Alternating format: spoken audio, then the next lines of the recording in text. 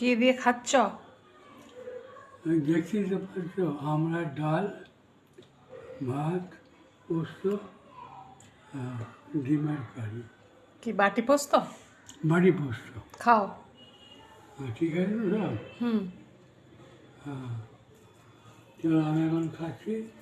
খাবার সময় হচ্ছে ওম শান্তি।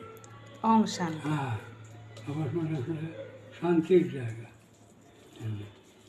আমরা ওম শান্তি। তোমার বাটি পোস্ত খুব ভাল লাগে? বাটি পোস্ত নিশ্চয়ই ভালো লাগে। বাঙালিদের খাবার পোস্ত আর বলতে হয়, বলতে হয় প্রশ্নই দেখে না।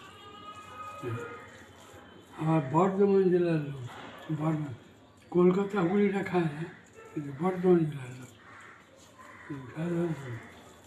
তুমি তো এই বাড়িতেই আছো, বর্ধমানের হয়ে